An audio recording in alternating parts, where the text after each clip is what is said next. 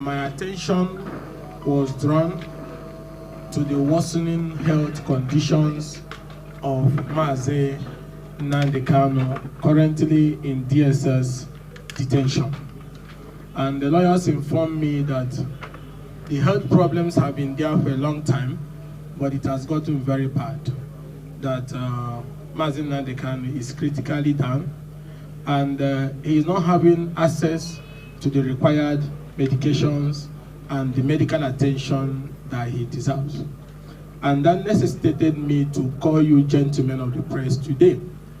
As a human rights activist and advocate of justice, equity, and fairness, behoves on me, not just that, and also as the spokesperson of the opposition coalition in the country, to raise this alarm and call on President Muhammad Buhari, the President of the Federal Republic of Nigeria, in the interest of justice, in the interest of fairness, in the interest of equity, and in the interest of reconciliation, that the President should release Mazi Nnamdi Kanu from DSS illegal detention. This is long overdue, and it's important, apart from the judgment of the appeal court that sat in Abuja, there is also a judgment from the High Court in Omahia.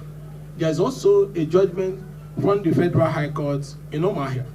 So even if you are appealing the judgment of the appeal court, which there is no superior court have overturned, there is also a judgment of the Federal High Court in Omahia and the High Court in Omahia that the federal government have not been able to overturn. So that means that the stay of Mazi Nnamdi Kanu in DSS detention is illegal. What the president is doing is illegal. And that's why we're saying, in the interest of that justice, equity, and fairness, and in view of the information I got yesterday that his health condition is going down, it will not even be in the interest of peace that Mazi Nnamdi Kanu dies in DSS detention or comes out of DSS later as a disfigured human being. We already know what he went through in Kenya when he was abducted and tortured, and the heart problems that came with that. So that's what we're saying. And also, by that decision by the United Nations that have given Nigeria about 6 months or thereabout, which is expiring this month, for him to be released, that the federal government of Nigeria have no basis keeping Mazi Nnamdi Kanu in continued detention, and that Mazi Nnamdi Kanu should be released unconditionally now. Even members of the ruling party, like Ojikal, is even saying that he's willing to take him on bail. Before letting Bazilika Mechi died, he asked Buhari to do that as a last wish. And let me say this, the security situation down here that we are now in the East is going down every day. There is so much confusion. There is killing and counter killing. There is no reasonable person that will support that this atmosphere of anarchy should continue. Now, as a first step towards finding peace in the East, you now release Mazi Nnamdi Kanu and then come back to the negotiation table.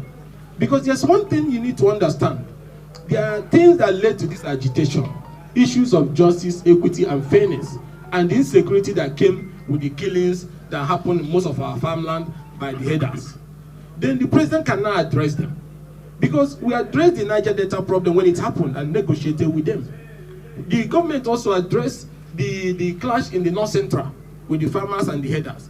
The government is also addressing the Boko Haram issue, where they are even forgiving some of these terrorists and admitting them into positions of authority. So if we can do that even for terrorists.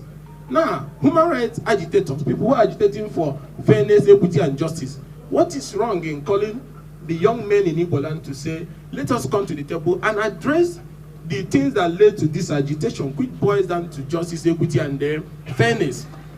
Unless you are saying that we in the East are not entitled to justice, equity, and fairness. But if we're entitled to justice, equity, and fairness, then release him so that tension can reduce now. And then we go to the table and find a middle ground, whether through restructuring or through issues. Because if you don't address these issues, it means that you don't care. It means that government is enjoying the killing and the counter killing all over this land. There is killing and counter killings. Some are even by pro-government security outfits that is doing it. like the ones that attacked me, they were government-backed. So we cannot continue. Some people are benefiting from this flow of blood, endless flow of blood in Imo, in every part of the East. If not, if you're a human being that knows that when you die, you'll be answerable to God, then it's time to apply the brake and then release him. Especially with this information I got yesterday that he's in a bad health condition. It will not be fair for peace and stability for us to wake up one morning and say he's no more. Especially when you are holding him illegal. It can lead to crisis of unimaginable proportion, and we do not want that. That is why I call the people to add my voice to say, please, in the interest of stability, that let us obey the judgment of the court. Let us respect the rule of law. Release Mazi Nnamdi Kanu and find a way to address his worsening health conditions so that these issues can be addressed. And then the agitations that led to this crisis addressed by the president now that he's leaving office. There was no basis for the trial. Even by the constitutional powers vested in the president, he has constitutional powers through the Attorney General to initiate discontinuance of the trial.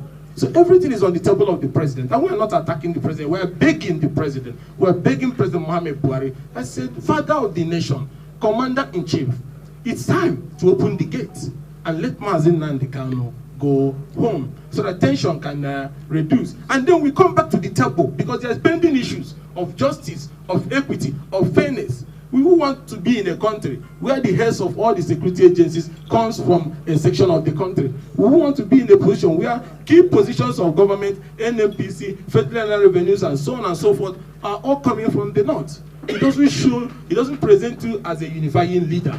These last few months, left for your government, you can make remarkable, change. Apart from credible election and peaceful transition, we can also have peace and reconciliation, so there can be strong handshake across the Niger, so that all of us can all be united as one big country, rooted in justice, equity, and fairness. Now, it's also unfair.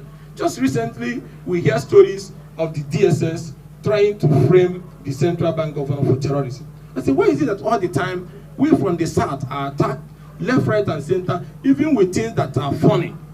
Last time the CJN was removed on flimsy excuse, but the one that came after him led the Supreme Court into crisis to the extent of declaring somebody that came forth in an election first position. Nothing happened. And that's why we told the president and we begged and said, there is no basis to say our brother Godwin Emefiele is a terrorist. The DSS man knows that Godwin Emefiele is not a terrorist. Can't accuse him of any other thing. But if you want his seat, there's many other ways you can go after his seat. But to call him a terrorist, using baseless allegations that courts have said have no basis in law, is unfair. This goes beyond party issues. It's all about decency. What is fair, what is not fair. That the criminalization and the charges of being a terrorist is baseless, is unwarranted, it has no facts on backing in law.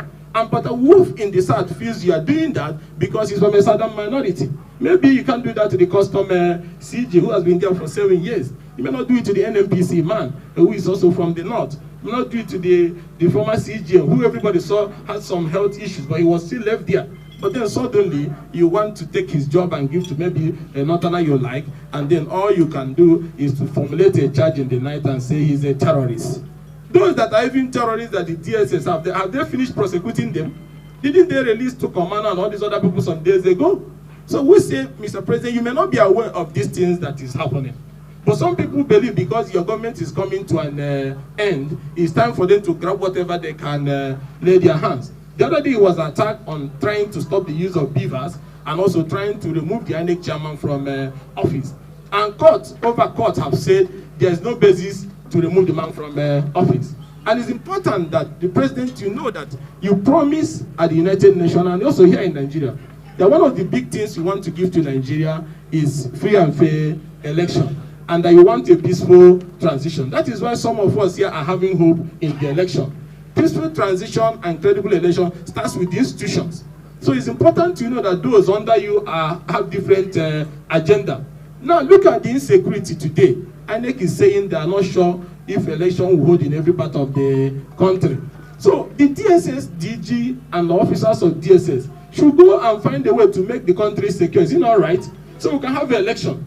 Now you leave the country, it's not secured. They are bombing INEC offices, they are doing all sorts of things, and then you are busy saying that Godwin Emefiele is a terrorist just because you want to seize the central bank. So the president, you need to know that an attack on INEC, an attack on the leadership of INEC, or any plan to use all these fabricated charges to remove the central bank governor and possibly stop the cash withdrawal limit, which you know favors all of us in opposition and Nigerians, because it will reduce the amount of money people have for vote buying. So these are critical institutions towards realizing the president's promise of free and fair elections. So those people who are attacking both INEC, both central bank, the president is on you to call them to say DSS back off.